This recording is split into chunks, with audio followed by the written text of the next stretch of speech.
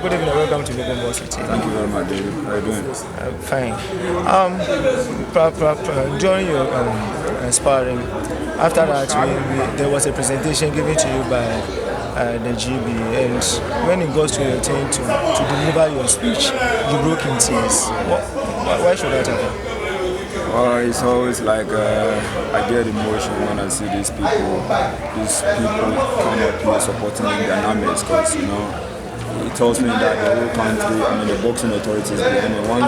They are the boxing authority behind that tells me that the whole Ghana is behind me. So it always makes me feel like, man, once these people are here, I need to, I don't have to let them go. I need to go out there and live put everything on the line, Let's go back to business. Last Saturday, we saw you at Jacobs fight.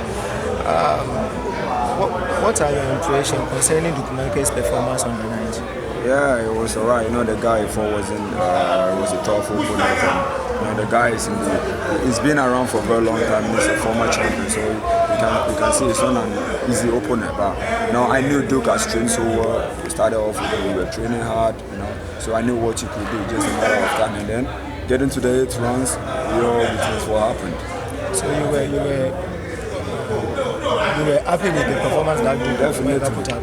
I know he's worked so hard, and I know definitely the guy will not go to distance with him. So I expect him to finish between round 8 and 9, which he did in the round 8, which is very, very good. Okay, you and Duke share one trainer, that is Carlo, and you were with Duke in UK.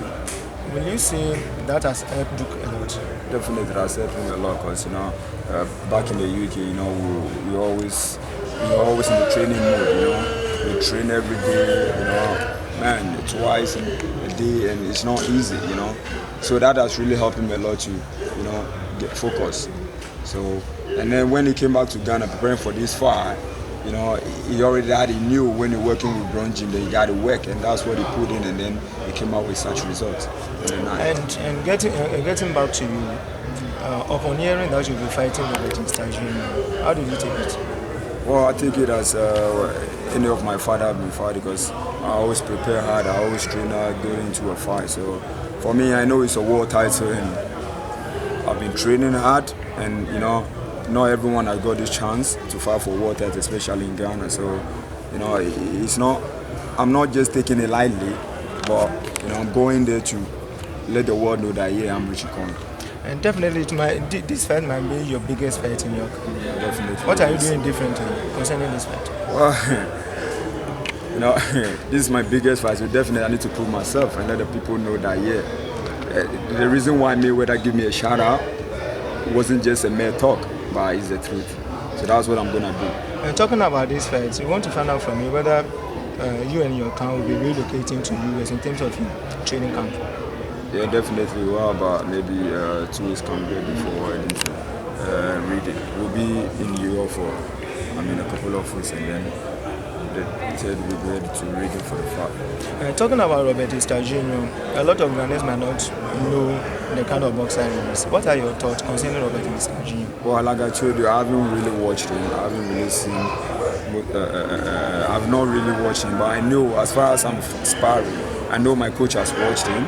And when I'm sparring someone, I know my coach will always tell the person to do exactly what Robert Sergio used to do when he's fighting. So for me, I know what I'm doing. I'm so, this is the same thing I'm going to fight. I'm going to see him do. So for me, it's all right with me. I'm going there to just give him a very good fight. Only if he can take it. Earlier on, he said you have not watched Robert Sergio, but you are depending on your coach to give you the few tips that you want as a boxer. So we want to find out from you, going into this fight, and you have not watched Robert Sergio, do you think that will help you? Because you have never watched him fight, you are just depending on your coach to give you tips. So do you think that can help you? Yeah, this is not the first time of me doing this. All my fights, since I've been fighting international fight, I normally don't watch much of my opponents, which Carl always will see, and then they tell me, and then maybe a few days or a few weeks to the fight, and I only watch a little bit of him, and that's it. Because sometimes you keep watching people, you start thinking of what they're gonna do instead of you concentrating on what you have to do. So I really don't want to fall in that trap by watching and start thinking of what he's going to do. Rather, I need to concentrate on what I'm going to do. Then get into the later part and I see him, I see a little bit, because when you are in boxing or when you're doing boxing, you know you're in for a very long time. It won't take you a long time to see the kind of, to see someone's fighting before you try to get a plan. Once you see first two rounds, then you should know. The same thing as, when you study and you are something, you are a professional.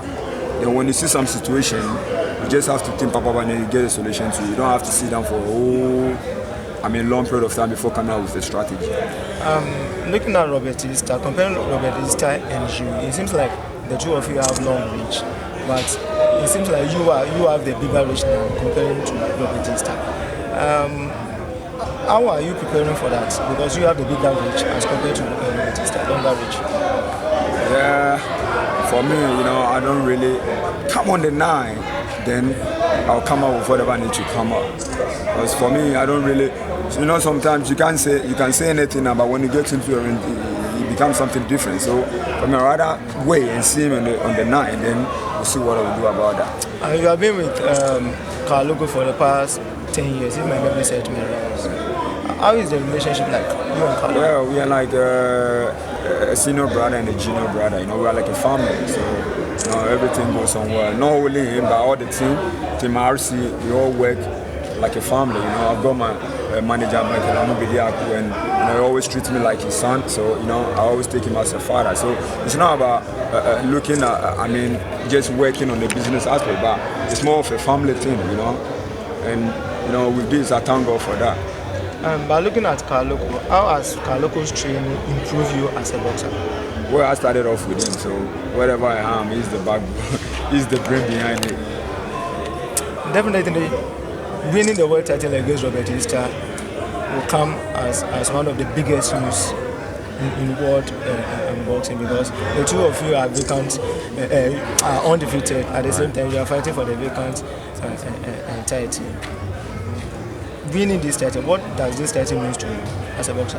Man, it means a lot for me, it means a lot for my team, it means a lot for my coach, and it means a lot for anyone who's connected with me. So ahead of this fight, do you feel any pressure? Well, not really, because I always prepare, I always have my focus, I don't let anything distract me, so I'm just 100% focused on the fight. Now looking at Ghanaian boxers currently, it seems like you now have the better chance to fight for a world title. And looking at you as a boxer, it seems like you are humble. How does it happen for a boxer like you to remain as humble as you are? Yeah, it depends on the people that you grow up, depends on the coach that you work with, it depends on the people that you hang out with, When it comes to Bronx gym, like a boxer doesn't do whatever he likes, and he always advise you on and off the boxing ring. So it's like we'll try to get the best out of you as a person, and trust me, a lot of boxers that I've got really a little bit of bad behavior that have come to the gym. They really change, but they see the way everyone is at the gym, and not only me, a lot of the boxers in the gym, almost all of them are very humble. They are very quiet, they are respectful, as we respect each other. I don't come to the gym and see myself as a big guy, Even though I might be in the gym for a very long time, but I don't try to be like I'm senior, you do that. I always have to talk to them in a very humble way, and that has really helped me a lot, because, it draws blessing to your side and draws people to support you and to love you, even though they might not know you. But hearing your humbleness and being respectful, people will always love you. Richie, as you prepare for next month, fight, definitely you might have boxers who have motivated you and inspired you. Can you tell us people in the sport who have motivated you at the same time inspired you? Well, all I can say, I've had a chance to talk to Richard Commey, and he's been inspiring me ever since he had the news I've been fighting for world titles. And the last time being on the Metro TV, Azuma Nelson, Professor Azuma Nelson also said I advised that I should go in there with me being the judge, the referee and everything, which also, because he's been there before and you know what he's saying. So I put that in my mind, and that's it. And also some of the Namte and all the boxing journalists, they've also advised me to go in there and do my best. So that's all advice I got from people. Shiko, we're looking at your personal career. You have been so humble to the extent that a lot of the media guys across the world normally appreciate working with you. But because of that, sometimes in your pre-fights you don't talk trash. We want to find out from you. Because you don't talk trash, what is going to be your prediction coming next month? My prediction? Well, I'm going to pull my everything in, and if a knockout comes, it might be a bonus from God. That's all I can see. I'm going there for a victory. I'm going there for a victory, definitely. Whatever happens, if a knockout comes on my way, then bonus from God, and I'll thank God for that, and I give glory to Him. He's the one that has been doing all my fight for me.